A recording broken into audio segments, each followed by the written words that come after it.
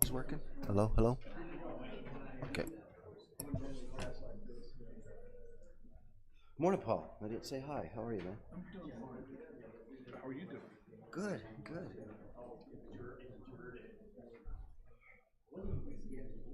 Full house. Just to see people.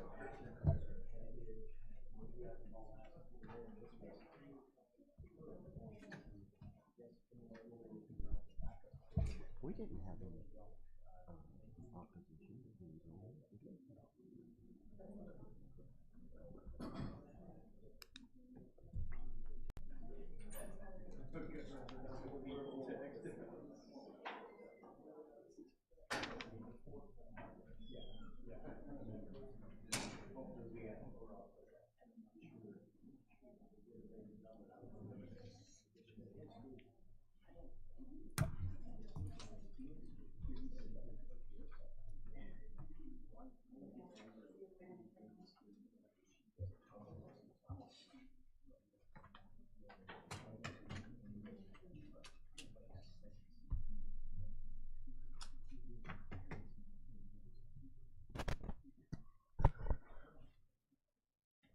We're about ready to begin our meeting where Supervisor Smith is held up in traffic at 8th and 8th, so he'll be here.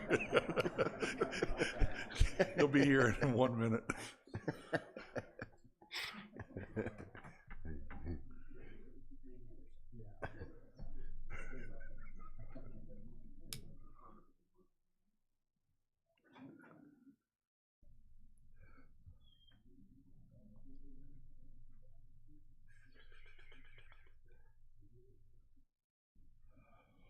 Oh, already.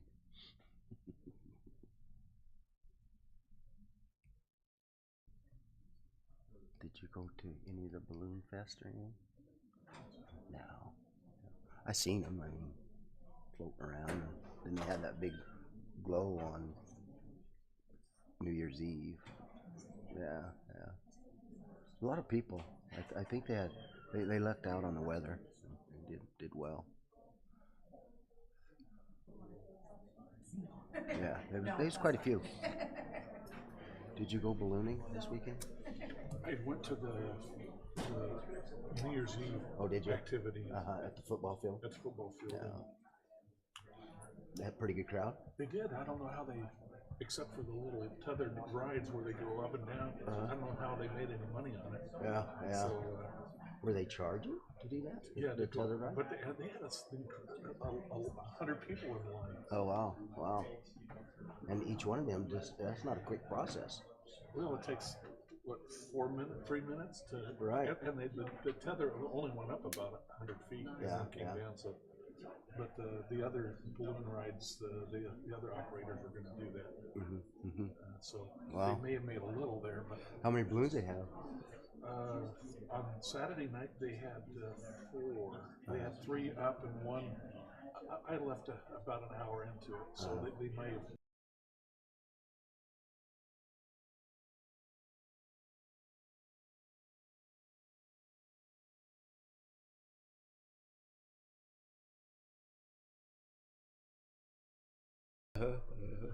Well, that's good. It sounds like it was a decent success.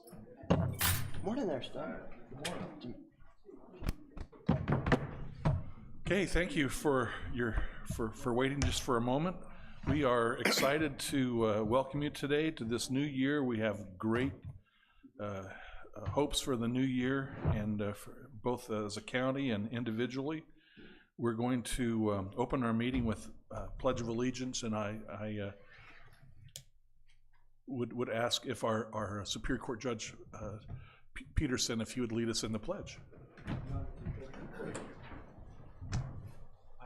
Allegiance to the flag of the United States of America and to the republic for which it stands, one nation under God, indivisible, with liberty and justice for all.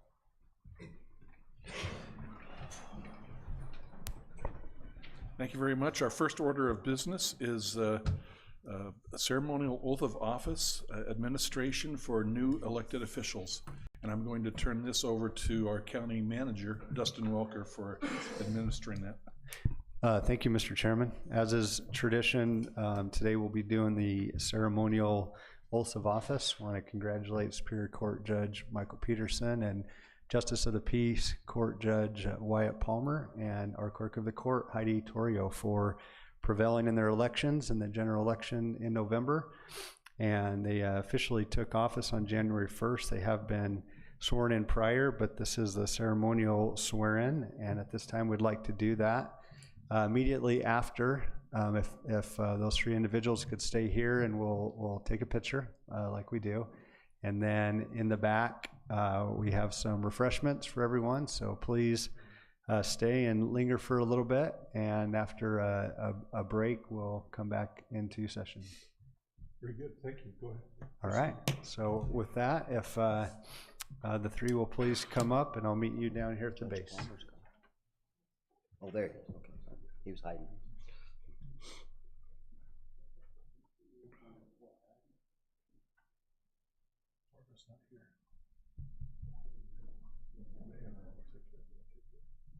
If you'll please raise your right hand. I state your name.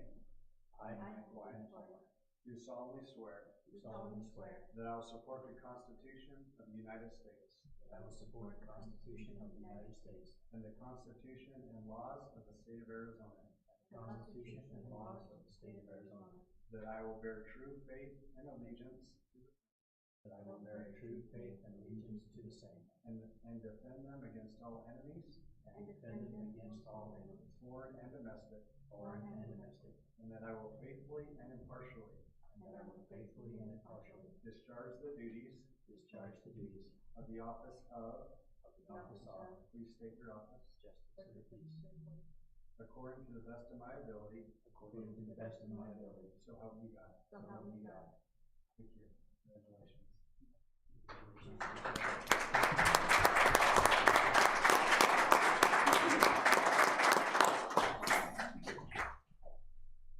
We'll get your picture here, please.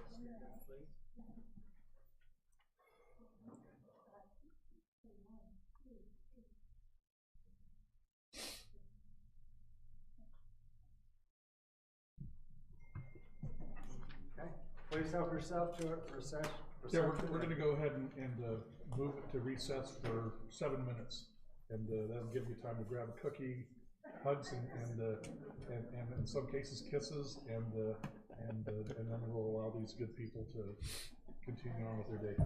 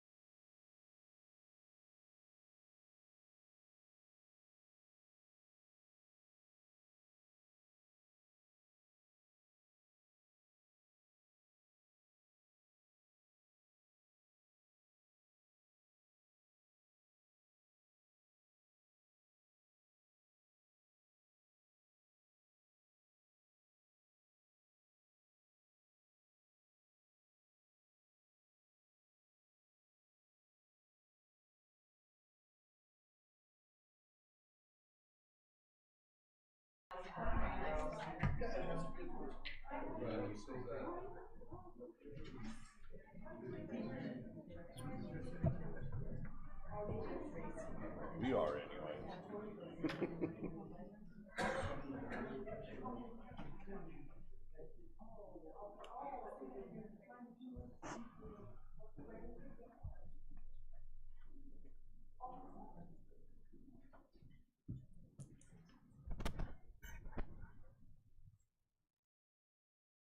Thank you. Our next item of business is approval of the minutes of our regular board meeting and work session held last year on December 19th.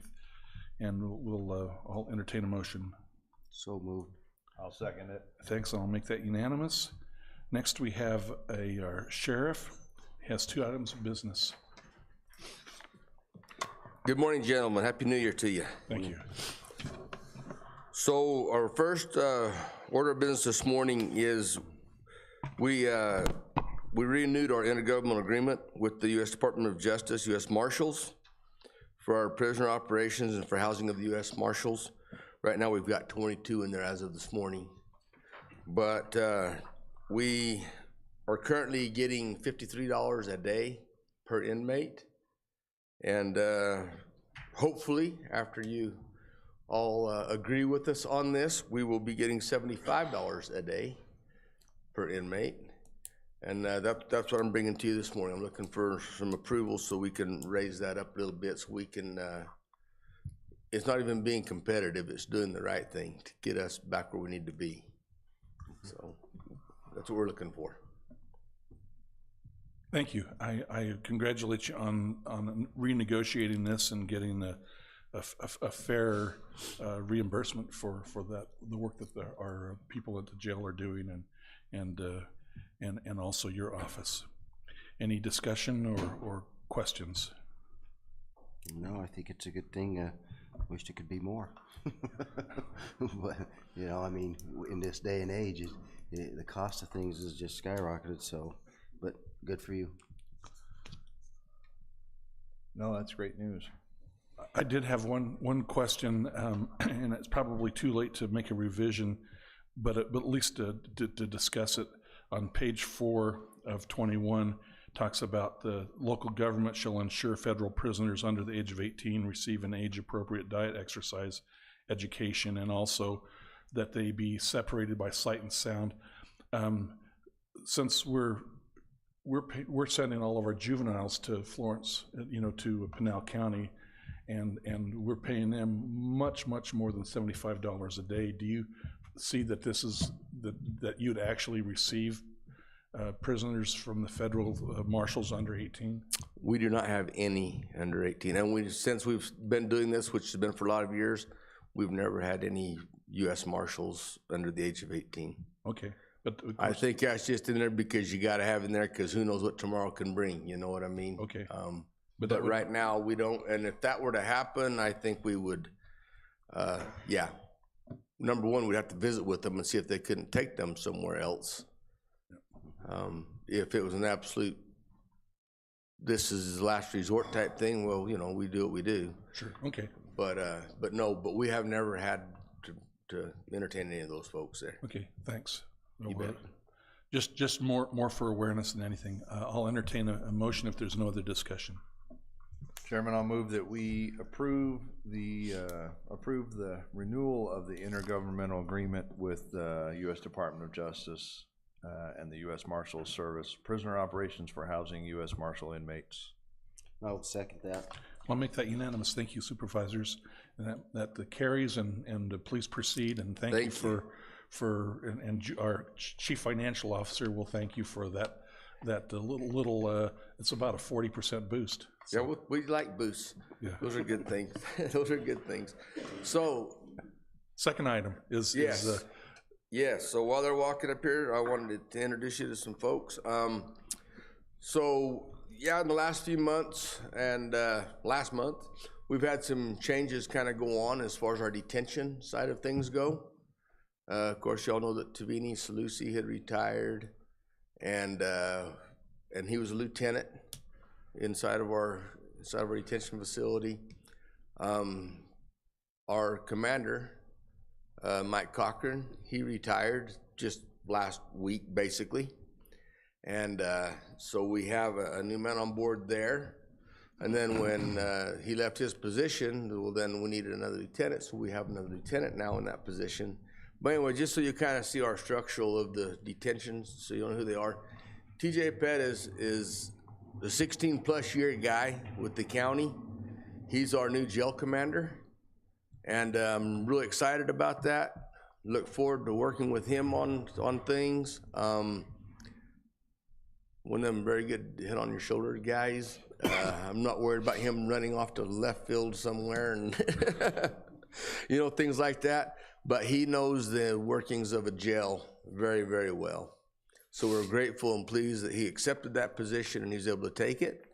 Our next one we had was Susan Hill Patton. She is she's a 4+ year with the sheriff's office right now.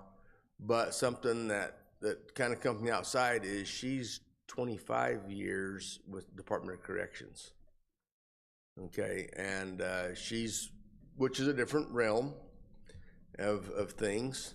And the good thing about it is Susan has lots of expertise and all those things, but she also understands the difference of a jail versus Department of Corrections.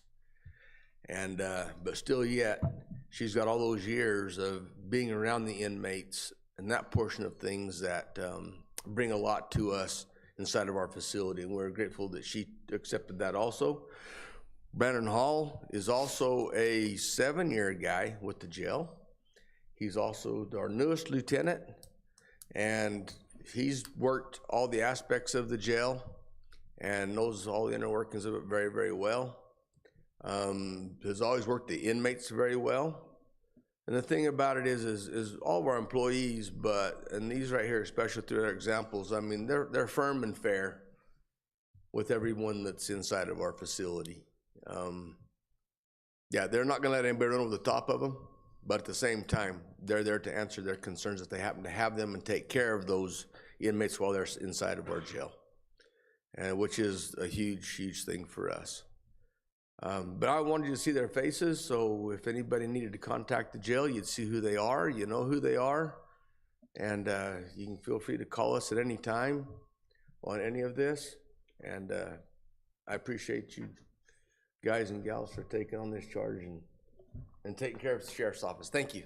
And that's all for us today. Thank you. Can I have you hold just long enough to get a photo? Would you do that, Josh, for us? A little photo up.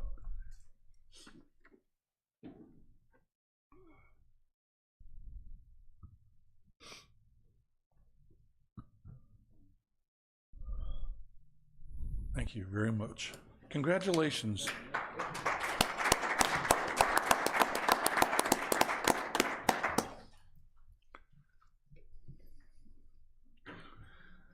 Okay, we'll have Wendy John present an updated maintenance agreement for some computer software support.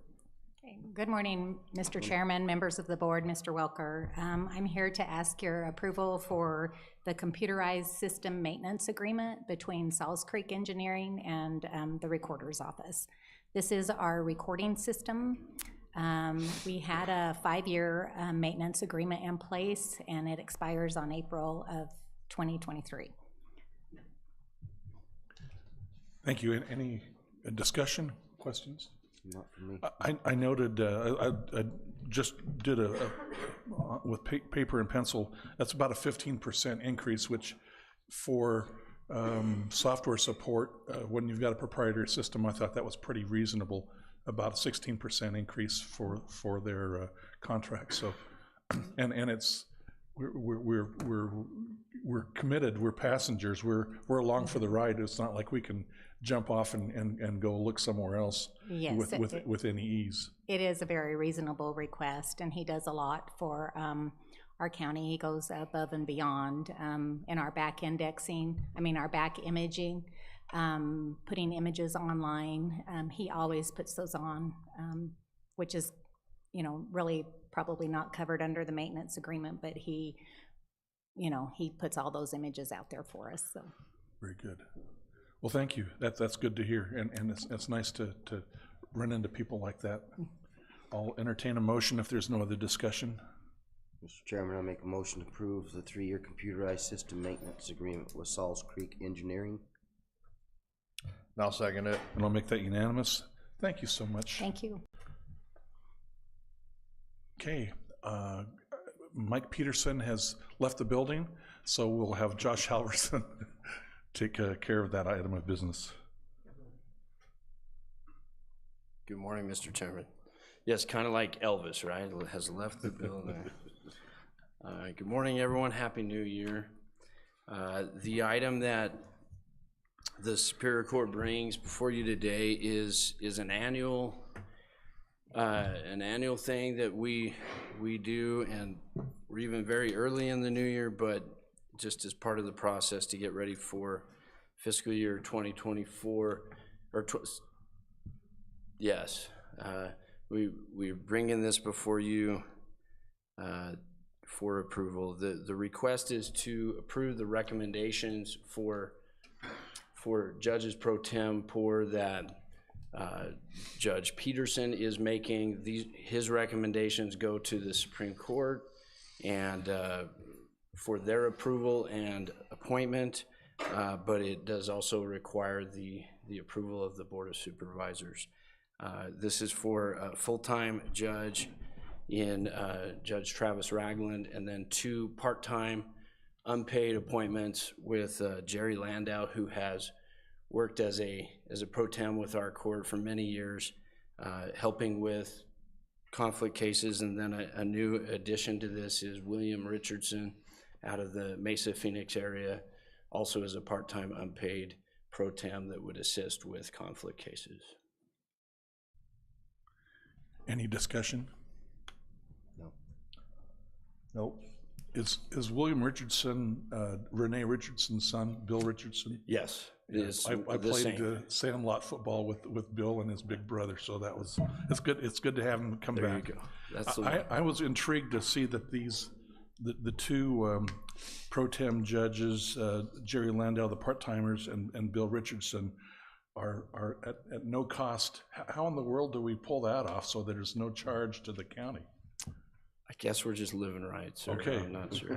I think they are both very interested in service and helping, and likely we're talking about limited case assignments, not a lot, one or two here and there. But I'm not certain on that. But I'll ask Judge Peterson maybe to pass how he pulled that off. So Okay. pass that Please give our regards to Bill. He was a pretty good wrestler. Maybe state champ. Anyway, I'll entertain a motion for approval if there's no other discussion.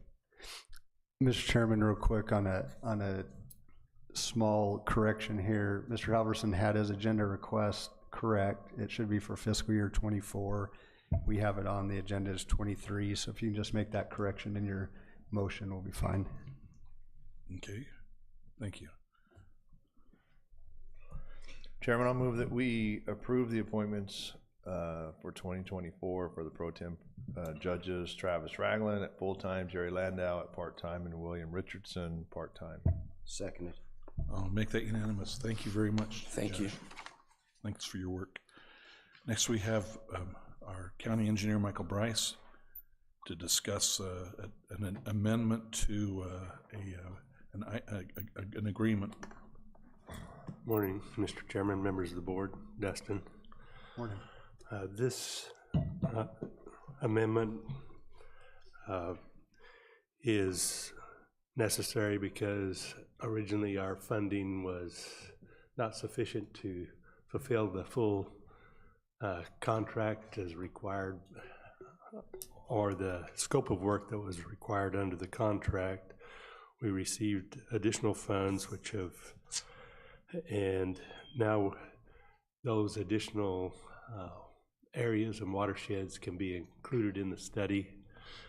And this amendment is a contract with the consultant to cover those additional areas. For the benefit of those attending today, can you give us a 30-second summary of what this contract's for? What the contract is looking at is, in the valley, we have canals that are running through the valley. And those canals collect stormwater on occasion that runs out of the hills into the canals. And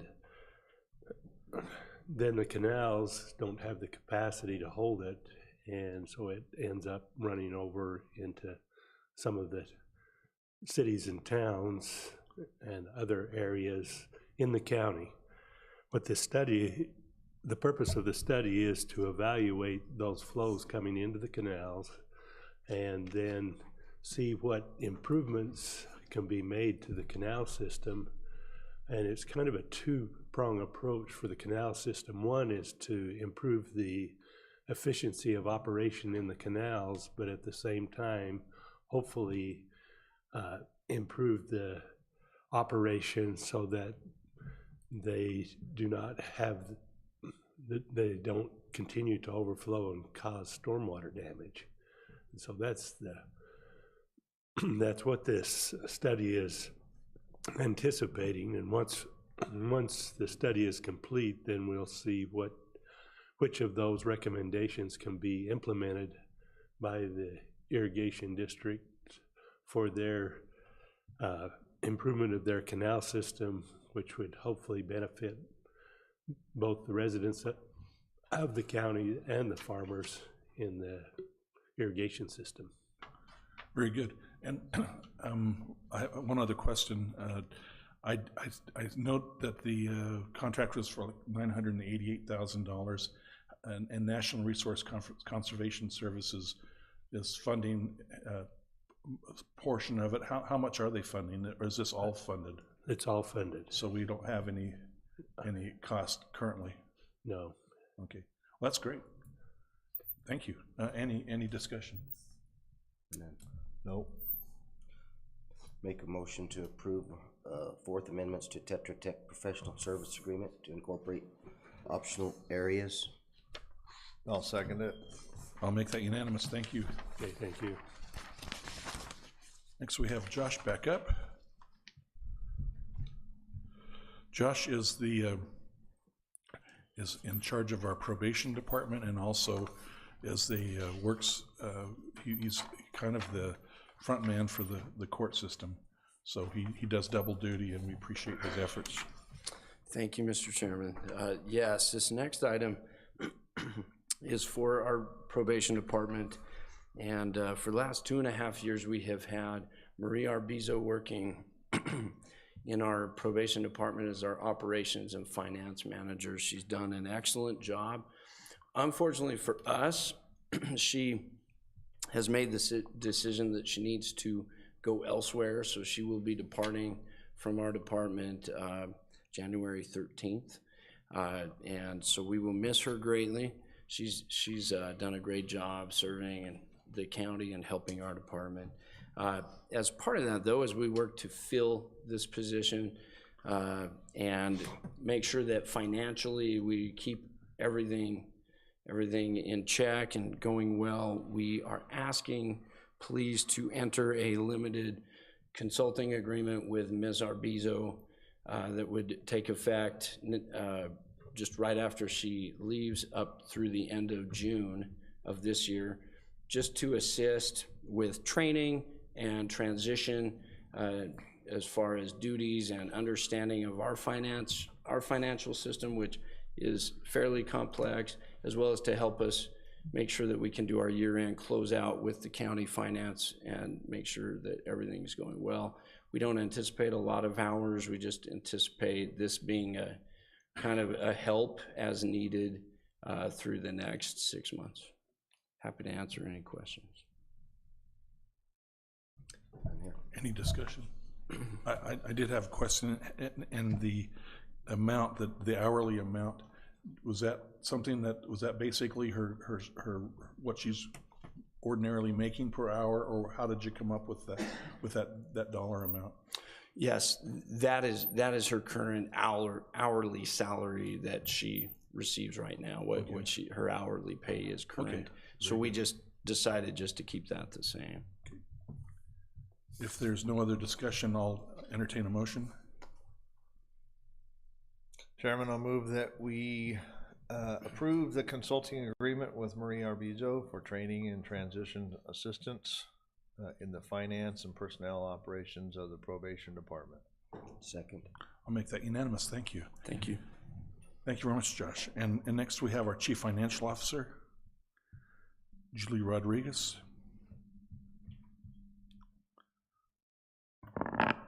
Good morning.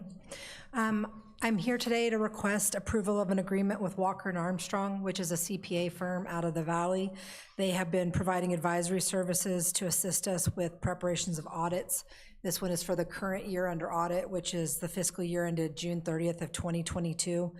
As you're aware, the governmental accounting standards have increased in complexity, and every year they're having new GASBs come out, and it's just impossible for me to keep up with the other duties of the job, so I'm requesting approval of this agreement for assistance.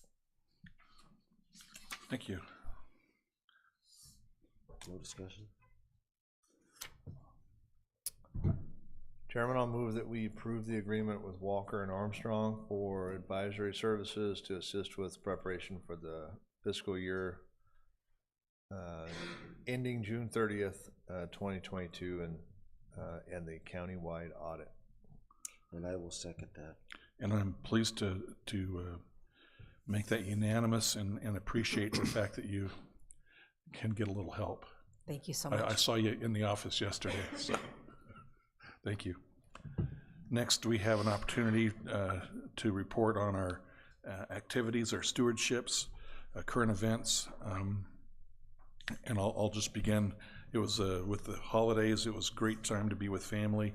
There was some business I was able to take care of, though, on behalf of the county. One was a rural transportation board meeting. We discussed proposals for the legislature, and then Supervisor Howard was kind enough to start a conference on my behalf with the Arizona Department of Housing. They're assessing some of the needs, requests, looking at affordable housing and also housing for people who are homeless or subsidized housing. And so it was a productive, good opportunity to find out who the department heads are and that coordination. And then on the 31st, attended a joint board and planning and zoning meeting and work session to discuss some of our planning and zoning concerns. And that's pretty much Gary Griffin's retirement reception was done very nicely on the 29th, and that is my report. County Manager. Thank you, Mr. Chairman. I'll just update you on a couple projects out at the fairgrounds. First, I met with Mr. Bob Kempton last week to see what his progress has been on the design of the fairgrounds, and he was able to produce 3 more areas, which I've hung outside of your offices so you can look at, and I'll appreciate any feedback you have on those. But Mr. Kempton continues to make really good progress and continues to work on that, which we're really pleased with. And then also at the fairgrounds, we have the fans going in building 4 and also the grandstands, and that project started this last week as well. So we're happy to see those 2 projects continue and get off the ground.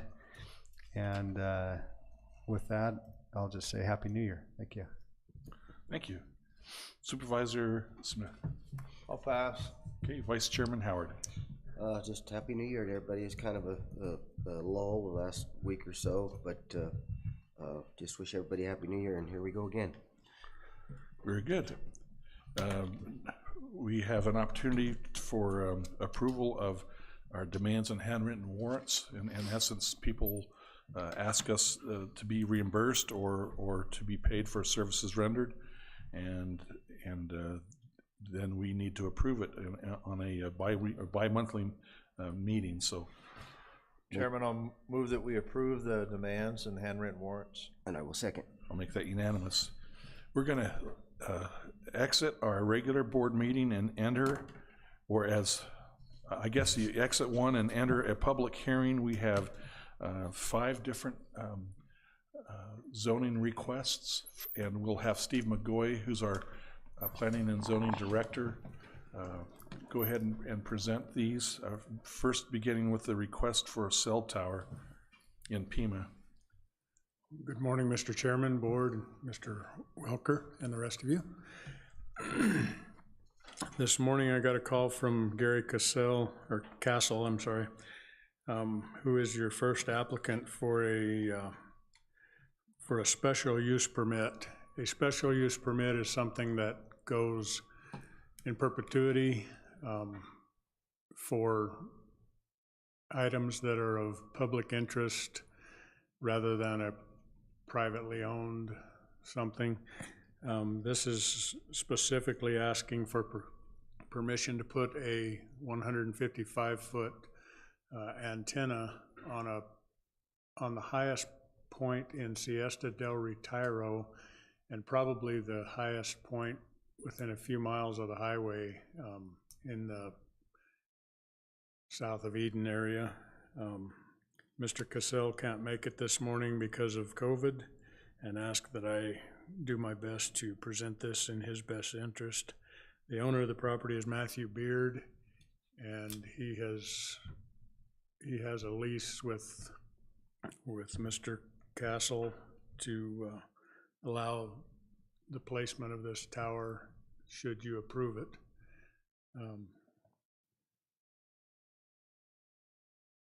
That pretty much shows you where it's going. If you have any questions, I'd be glad to try to answer them.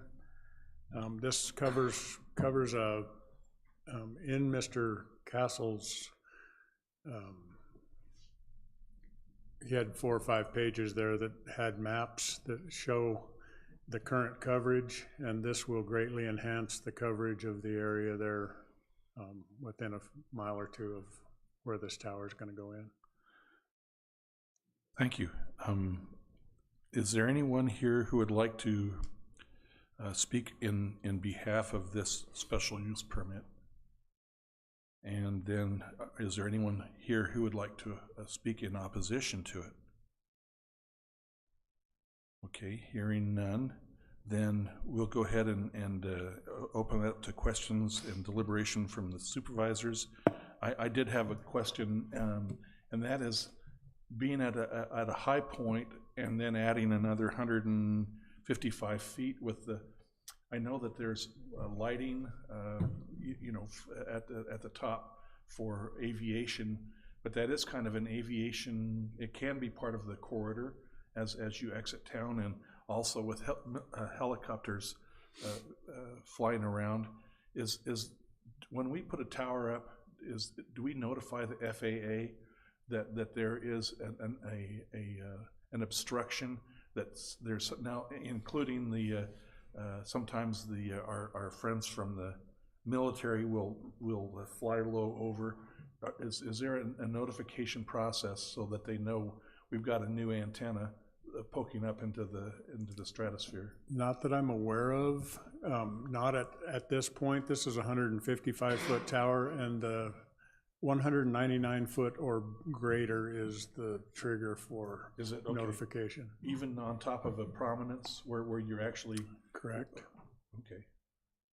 Thanks for being aware of that. Okay. Well, I just thought it would be nice to know if you're a recreational pilot, that there's a new...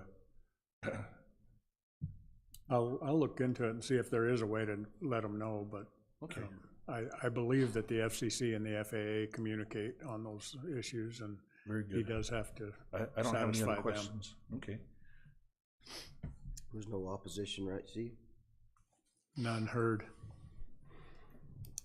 Chairman, unless there's any further discussion, I'll move that we approve the request, the special use permit for the 155-foot monopole cell tower located just west of Siesta del Retiro Road in Pima. I will second that. I'll make that unanimous. That request is approved. Thank you. The second one is a conditional use permit, which goes away with the ownership of this. So if it were to sell, it would have to come back to you in order to continually be used in the fashion that Mr. Broderick wants to use it. This does not transfer with the sale, so being conditional, it also, you can put whatever conditions on this that you deem necessary. And Mr. Broderick is here if he wants to come present his case, or. Thank you.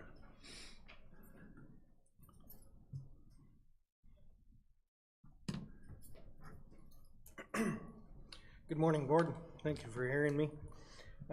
That subject property that's there up on the map, and I'm sure you have copies of, is directly to the west of Fertizona there, and then landlocked by another private owner property on that side. For the years that I've owned this property, I've been trying to collect that other property that's dilapidated and falling down in an eyesore, but I've tried as I might, have been unable to contact the owners.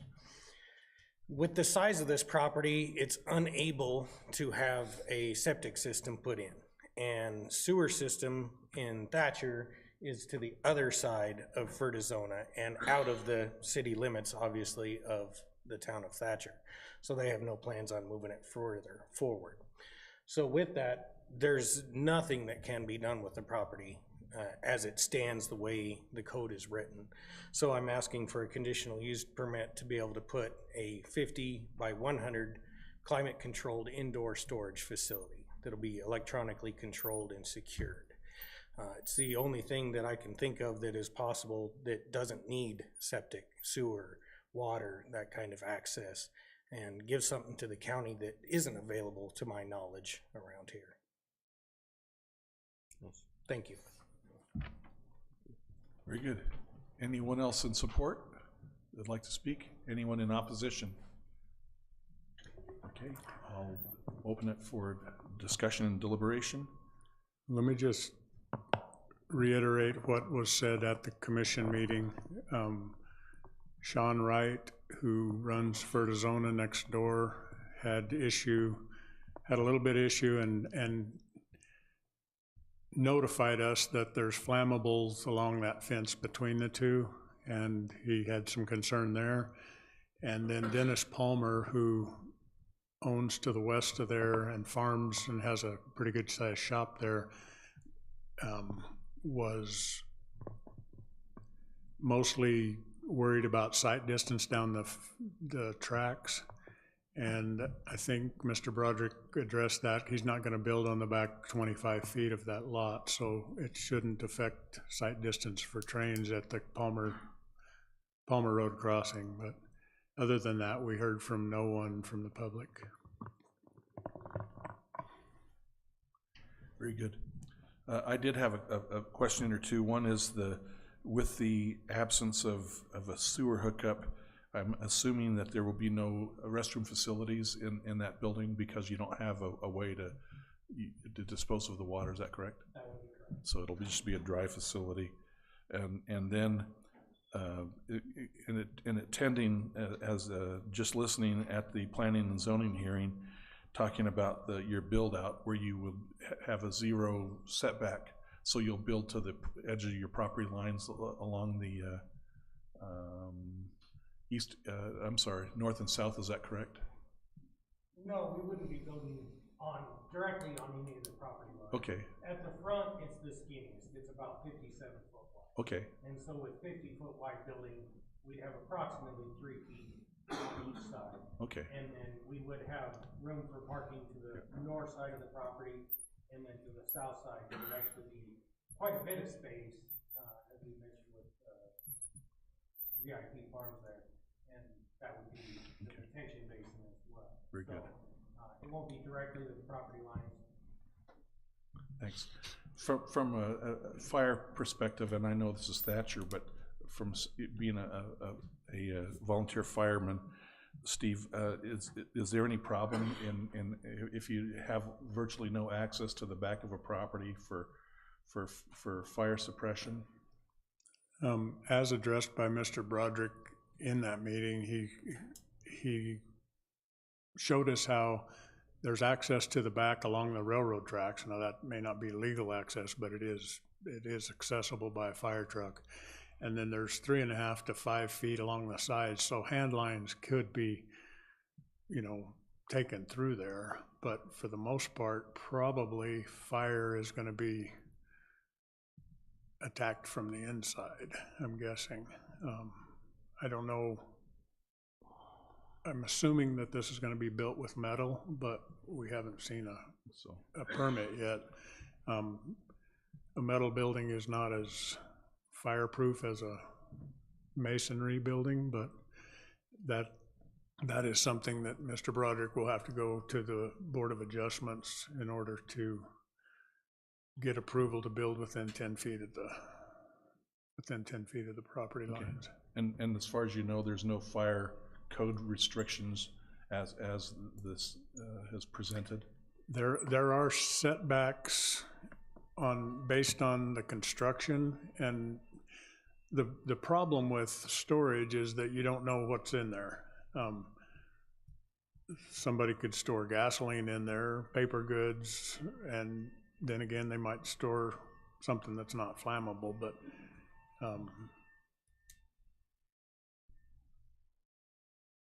when he does come in for a permit with a plan, we'll compare that to the fire code.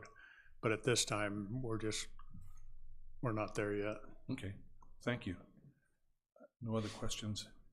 No, I think the concerns of the two gentlemen, Mr. Wright and Mr. Palmer, have been voiced and you've addressed them. So I have no opposition to this. I'll entertain a motion then. Chairman, I'll move that we approve the conditional use permit CUP 22-04. The request for an indoor only climate controlled self-storage building. They're at the address just west of Fertizona on the west end of Thatcher. And I will second that. I'll make that unanimous. Thank you. You're up again.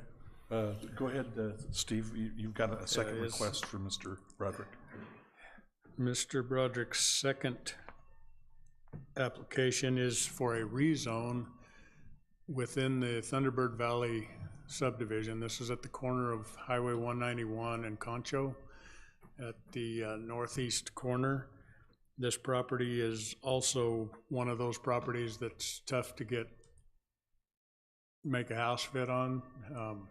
It's not the half acre we require for septic, and so he's trying to attempt the same thing, but it doesn't have to be a use permit because it is big enough for the neighborhood commercial zoning he's asking for. So I'll let him come tell you his story one more time.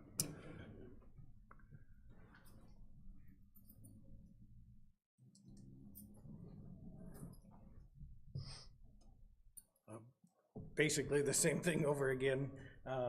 As Mr. McCoy said, this is fit into commercial neighborhood zoning. Originally with the CC&Rs, when this neighborhood was created back in the late 60s, this lot was designated to be commercial neighborhood, but in the process and those not being active anymore, it's actually been changed to residential. It is right on the corner of the highway. It is a small lot, and this is a long-term plan, but being able to just get it changed to commercial neighborhood for the time being is what the request is. Thank you. Can you enlarge that just a little bit more for me? This way or the other way? Yeah. We did get comment from one neighbor, the neighbor to the east of that, and she was very much in favor of this and thought that if that were allowed, then maybe she would be able to use her property. She also is not big enough to put a septic, and I believe she may have even contacted Mr. Broderick in an attempt to sell to him. She did write us a letter, though, in support of his application. We heard from no one else in the neighborhood, though. And this is just basically, if I understood from the last meeting, this is basically for future use, and there's no immediate plans to pull a permit. I think his intention, though, is depending on how the Fertizona site goes, he intends to put indoor temperature-controlled storage there also at some point. I know we're working with ADOT to try to put in a full-length two-way left turn lane. Is there currently a two-way left turn lane at Concho? I think, isn't that one of our problem areas where people are worried about getting rear-ended, so they drive past it and make a U-turn and then turn right? Yeah, I think it ends just north of there. The street directly to the north. Okay.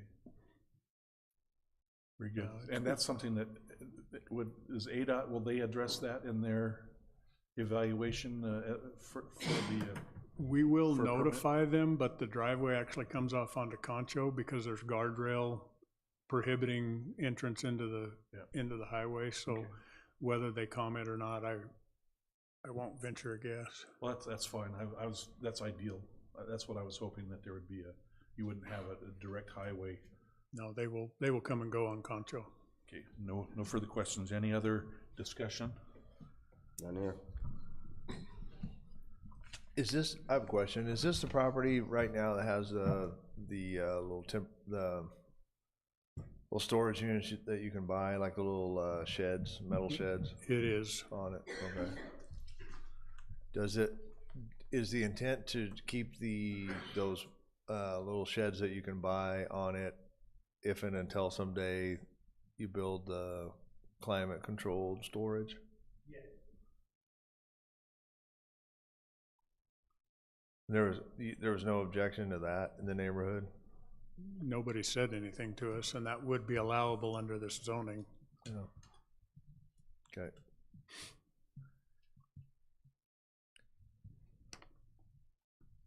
Looking for a motion? Yes. Make a motion to approve the zone map change number 870-22 APN 106-26-018. Request is to change the present RSB residential site built zone to CN commercial neighborhood zone for indoor only climate controlled self-storage building and on-site retail business. I'll second it. I'll make that unanimous. Thank you, Mr. Broderick. Thank you, Steve. We've got, next item is regarding a property off of 191, just south of the city limits. I see Mr. Brimhall is not here, is that correct? I don't see him. I see no one involved with the project, but I will go ahead and tell you what the plan is, and we'll go from there. I see no one opposed to it here either, and I know that they did write letters. This is an attempt to change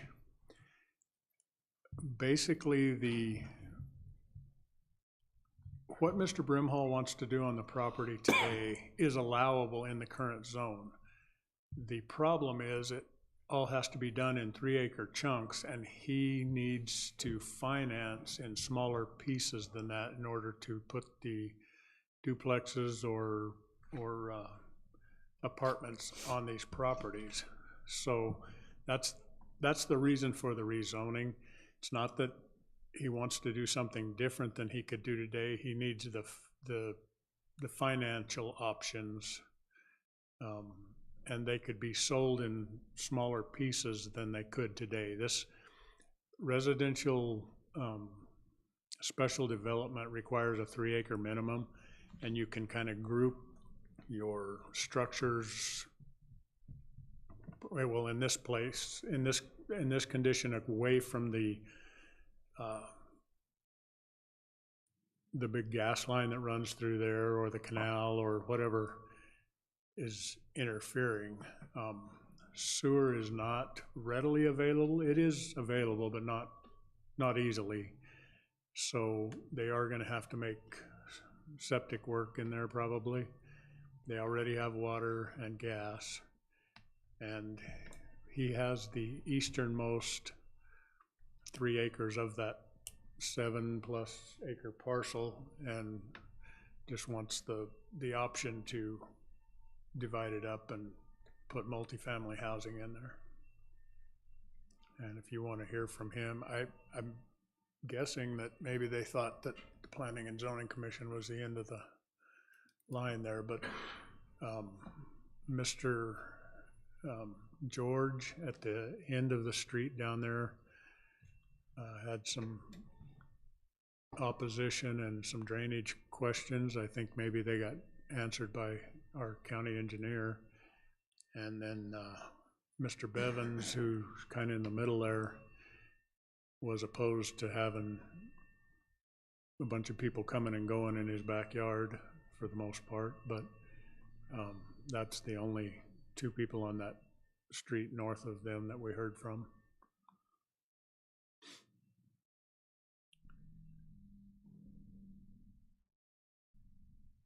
Okay, couple questions. One is the, I understand that the ADOT, they got a second opinion with a different district engineer, and what before was going to require a significant mitigation off of US 191, a turn lane, has pretty much vanished. And the prohibition, you know, of putting something in because of the increased traffic and stopping sight distance has a non-issue now. Is there anything from the people who were dissenting, anything other than a strong preference against it? Do they have any kind of legal standing to come and invalidate an agreement or to sue the county for making these changes? I don't believe so. And they did, when they left here, they were gonna take the fight back up with ADOT. And so this may not be over, but currently, the current district engineer has said that assuming they get their width correct and their radius is correct to the entrance there, that it would be allowed. Okay. And then as far as, so is this really just a density issue? Once you contain your drainage, it's a density issue. And I guess following up with that, as far as density, the pipeline, high pressure gas pipelines, there's a recommended, but there's not an enforceable setback. I believe they have a 50-foot right-of-way through there. Okay, that's 25 feet on each side. Right. I don't know that it's a right-of-way or it's an easement. But they couldn't build anywhere in that 50 feet. Right. And then we would ask for setbacks of, you know, whether it be front, side, So or you'll take care back. of that. We would ask for an additional whatever is Okay. So it's appropriate. basically a density issue. They want to increase the infill of the density. Correct. Okay. What's your personal recommendation to put you on the spot? I don't know if You're not supposed to. I can understand why they're wanting to do what they're wanting to do, and I think once it's there and everybody learns to get along, I think it'll be fine. I think there's going to be some issue right at first because it's one of those issues where they've had this vacant land behind them for so long that, you know, but if they really had wanted it to be vacant, they would have bought it. You know, I mean, it comes back down to I don't want it in my neighborhood, but I want you not to have it in my neighborhood, you know. So I would side on the property rights of the purchaser and say they should be able to do not just anything they want, but whatever they need to do to make it financially active and do what they need to create some housing here. Very good. it was unanimously approved. Is that the recommendation by the P&Z Commission? That's correct. Okay, no other questions for me? Setting in on a little bit of that hearing, P&Z, sounds like they addressed it. I believe there was a water issue of drainage on the end, and they addressed that and satisfied the gentleman. Also on the end of the pipeline, he was worried about stagnant water, and they addressed that. But as far as the density goes and the traffic, I mean, of course it's gonna increase, but in time, like you said, the change is a change, and people seem to adjust with it, so I don't have a problem with this.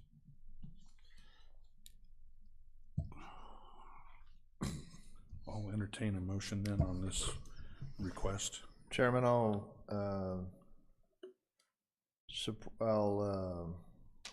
recognize and support the unanimous decision of planning and zoning, and make a motion that we approve the change request on the zone map change request number 871-22 to change the present special development zone to RM multifamily residential for the possible plan of multifamily units. And the address is located on the east of First Avenue on the east end of Red Mile Road in Safford. I'll second it. I'll make that unanimous. That request is approved. And thank you for your candor. And patience is a virtue for those who were waiting for this last item. We'll go ahead and proceed with that. Okay, our final is a preliminary plat for an 80-acre subdivision. This is land purchased from Silver Prina, and this originally probably, I don't know that you ever heard it, it was originally 100 acres, and because of an issue with a slight ownership problem, this has turned into an 80-acre issue, but this is an attempt to get a preliminary plat approved on 80 acres south of Safford on, I guess, east of Stockton Road and north of Artesia Road. And you want to come present your...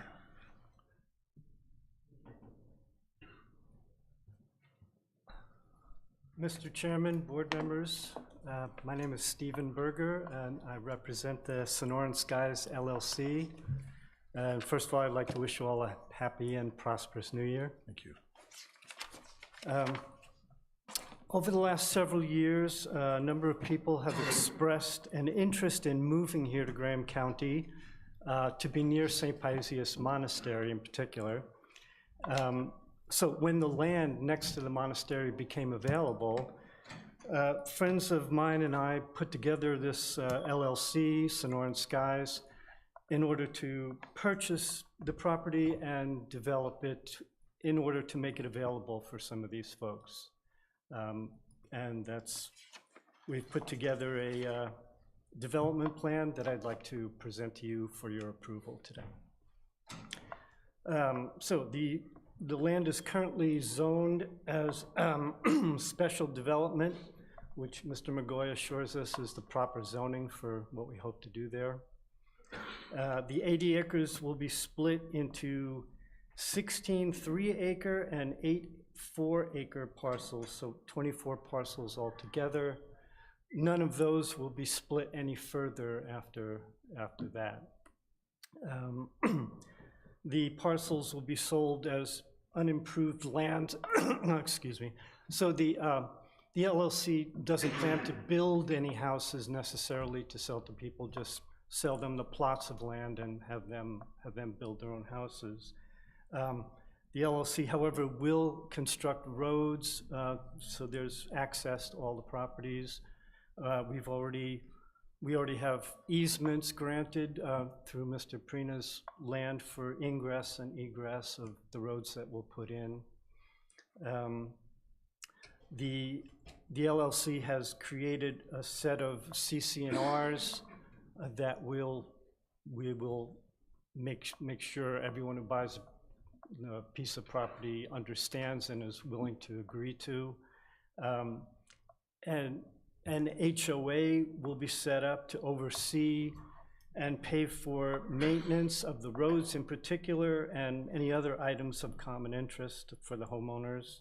And at the same time, the HOA will see to the compliance to the agreed upon CC&Rs of anyone who purchases land there.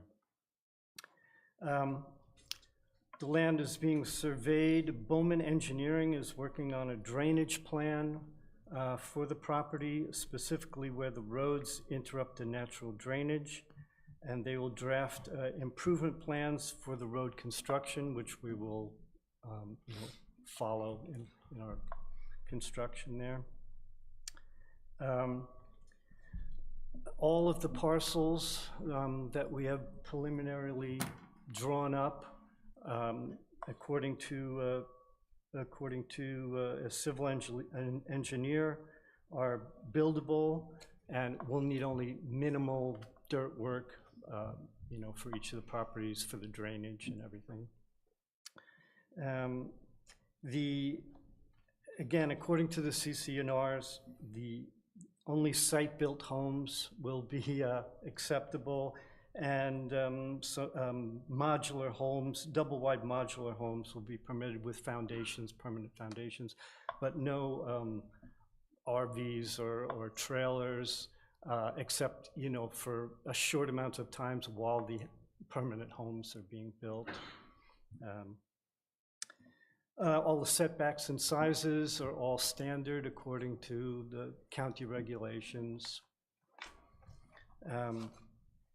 The main roads that we hope to build through the property will consist of compacted AB, be 30 feet wide and crowned for shedding water. And again, the easements have been granted to those roads for ingress and egress. The LLC will also bring in electricity.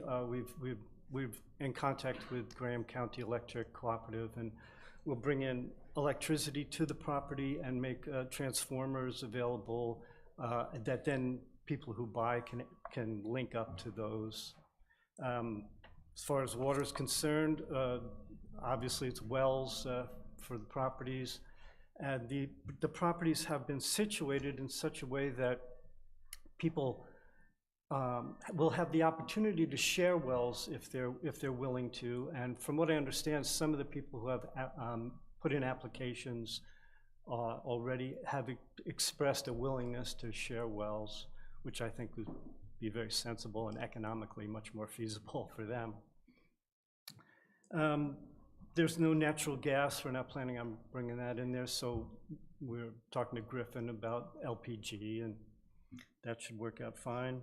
Obviously, septics for all the houses, following all the codes for the septics. That's pretty simply it. We hope that this can be approved and we can bring some new residents into the county. Thank you very much. Are you available for questions? By all means. And I also have a request to speak, if needed, from Ted Prina, the owner of the property, and so let me know if you think you're needed. Okay. we certainly appreciate his comments. Yes. Okay. Any discussion? I know, Danny, this is an area near and dear to your heart. Comments, discussion? Just none there. Okay. Well, I had just one issue, and that is, well, there on your development plan, there seems to be a contradiction, and maybe I just don't understand. But under 2.9, stormwater and sheet flooding, and the bullet point says the property is not in a flood zone per Graham County GIS maps. That's correct. And then drainage notes, it says under number 2, the subdivision is in FEMA flood zone X, areas of minimal flooding, and I didn't know if that was a contradiction. So we go ahead. Yeah. flood zone designated for all land. That means that there is minimal flooding, but anywhere in the county, if it's not actual FEMA flood zone, it's still zone X. Okay, so that's not a glaring contradiction, it's just an interpretation using two different criteria, or statement using two different criteria. Just a designation of flood zones. I mean, flood zones that are subject to flooding, and there are flood zones that aren't subject to flooding. Yeah. So everything's designated one flood zone or another. Yeah, I just as a potential buyer, as a consumer, if I read that property's not in a flood zone and then got flooded. Mr. Chairman, I think I could speak to that. Okay. As Mr. Bryce was saying, that as far as FEMA is concerned, none of it's in a flood zone, but everything around here, when it rains, which is why we're having the drainage report done, and we'll do the site work necessary to minimize any of those effects. And then my second comment, I said I was going to have one, I have two, is that I've been on some road building projects where they've had compacted AB ready to put the asphalt down. The next day, we get a 2-inch rainstorm, and there's, even though it's compacted AB that's been graded to drain, there's significant rutting. And so AB is not it's not impervious, and so you end up with, and I'm thinking in reference to first responders and fire vehicles, if you have a lot of rain on an AB surface, that you could end up with some bogs. I mean, it's the exception rather than the rule, but I was just, asking for the AB rather than a single or double chip seal. I know cost is a killer of development, and so that's a concern, but I don't think that it's enough for me to be opposed to the project. I'm just expressing a concern. Yes, by all means, and that is something that the LLC and the HOA will definitely be responsible for maintaining the roads. So it won't be a county responsibility, but the LLC will be sure to do that. That's going to be the main priority for the HOA and for the fees that we get from that. Okay. Mr. Prina?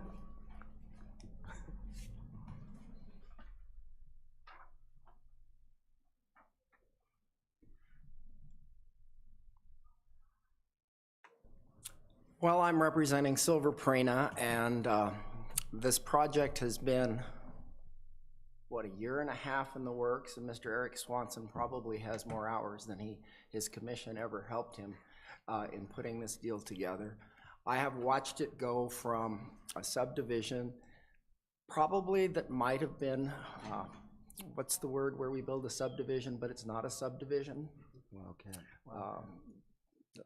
I can't, the name eludes me.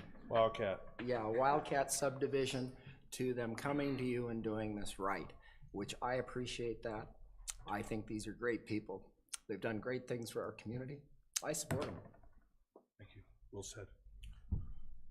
Any other comments from the public? Okay.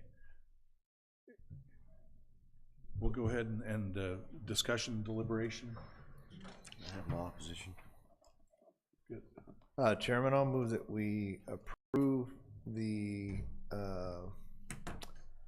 request for development on the 80-acre subdivision on land purchased from Silver Prina, which would be divided into 24 parcels of 16 3-acre and 8 4-acre parcels of homes to be built on the parcels as agricultural rural property, where families can have large gardens. Some will have farm animals. The applicant is Snoring Skies. The site address is south of Safford off of Artesia Road. And I will second that. I'm pleased to give my approval, and that makes it unanimous, and wish you very, very well. What a great idea, and to think of the synergy of more people who like and love what you're doing and growing your little community there. That's great. So that motion carries and is approved. Thank you, gentlemen.